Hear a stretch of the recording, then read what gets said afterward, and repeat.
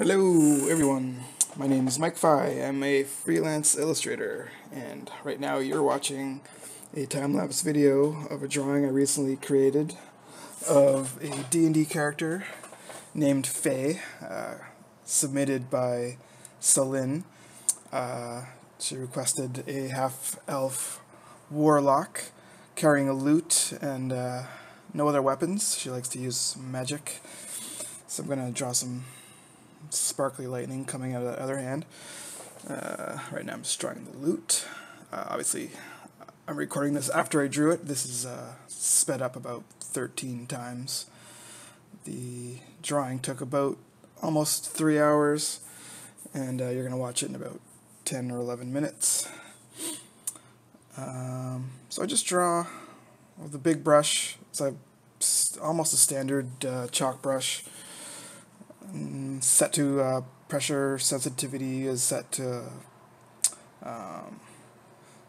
opacity and brush size. It's pretty basic stuff. I don't switch brushes for these kind of drawings.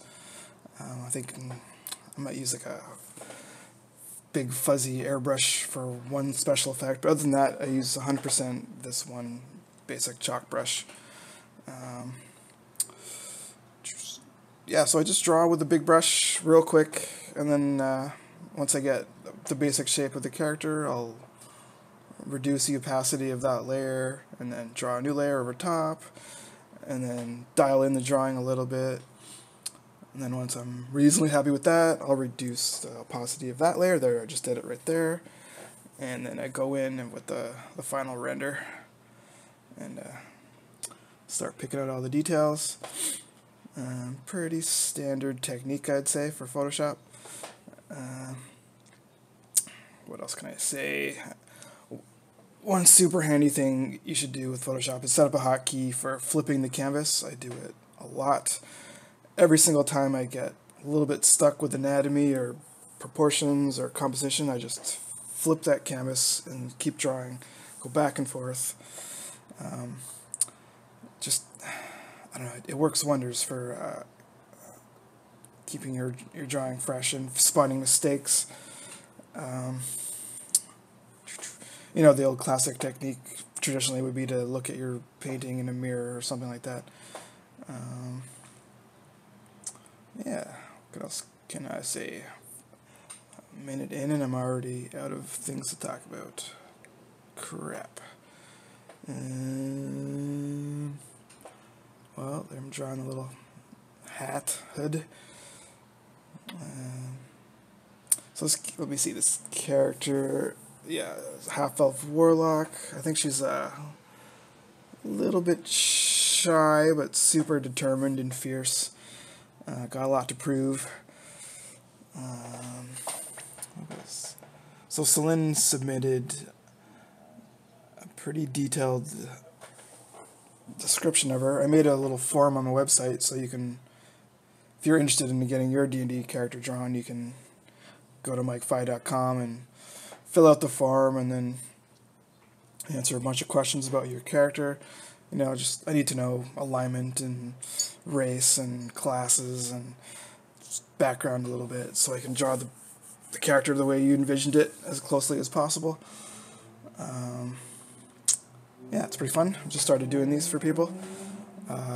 So right now I'm drawing in the lute strings, which I use the line tool. Easier than, you know, freehanding perfectly straight lines. And I kept them on their own layer so that, yeah, like I can just temporarily delete them or highlight the strings. Details like that are super mechanical. Sometimes I like to, you know, cheat a little bit rather than freehand it.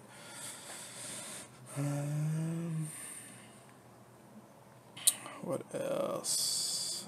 Yeah, so this character named Freyy, she's supposed to be wearing tattered robes. Although she's a warlock, she grew up a bit of a street rat and is only now just sort of coming out of her criminal thievery phase and is trying to make money with her music and her adventuring, I suppose. Yeah. drawing in the, I don't know what you call that, the hole. Oh yeah, right there, I highlighted the strings. They're on their own layer, so it's super easy to do that. It's kind of a fun little technique. Yeah, keep going bit by bit. Let's see.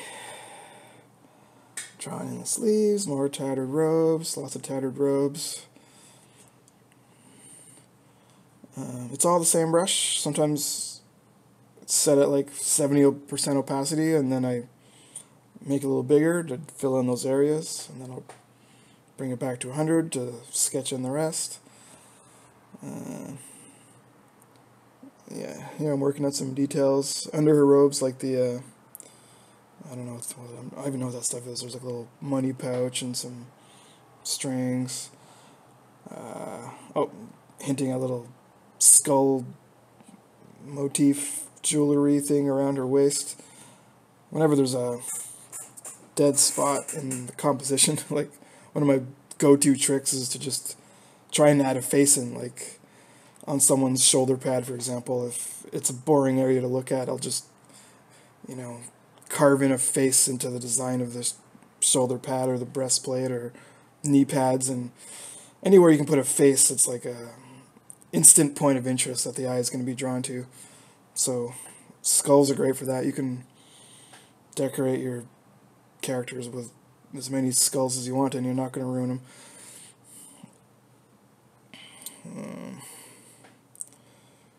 Yeah, going back and forth, switching from white to black. I'm drawing this in Photoshop, and I have one of the pen buttons set to, which will be the X key, which is just to flip the foreground and background colors. So just by hitting a button on the brush, it goes from black to white, so I can draw and then sort of erase with the white just by the one click of the pen button. And I can add those little white hatches for on top of the gray, on top of the black, for like picking out extreme highlights and little special effects, stuff like that. Lightning if I have to. Yeah, those little white hatches, that kind of thing. Drawn in a boot. Figured she's got some cool leather boots. Scribbling in a little ground plane. Trying to figure out the folds of her skirt. Yeah, it's all pretty rough.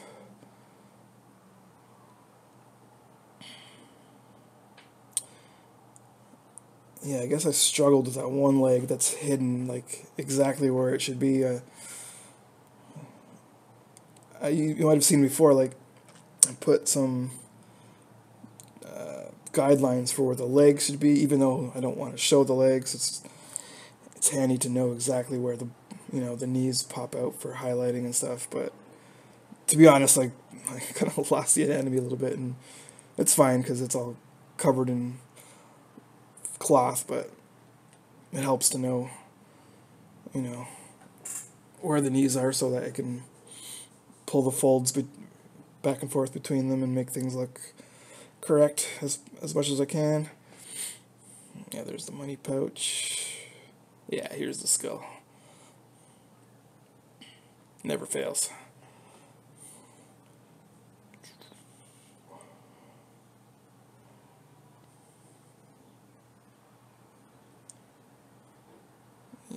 Yeah, not much to say. There's the white on top of black, just hitting that X button, or the button I made on my pen. Yeah, making those boots a little shinier leather. I'm saving that backhand for last. It's going to be fun. I'm going to do some sort of magical effect. Some sort of, ornamentation.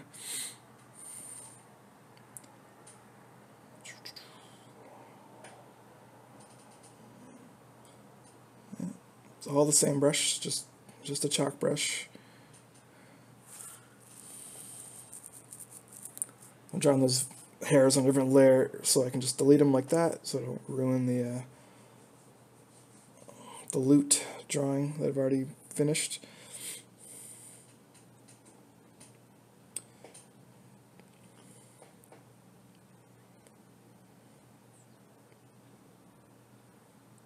I think I go back in at the end and tweak that elbow. Her arm is looking a little chunky there. It's hard to spot those things sometimes right away.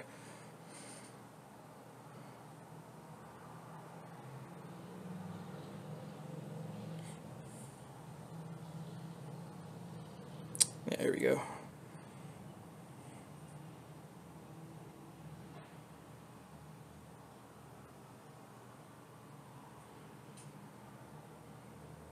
Yeah, I have a tiny bit of problem with those back fingers, so I just flip the canvas and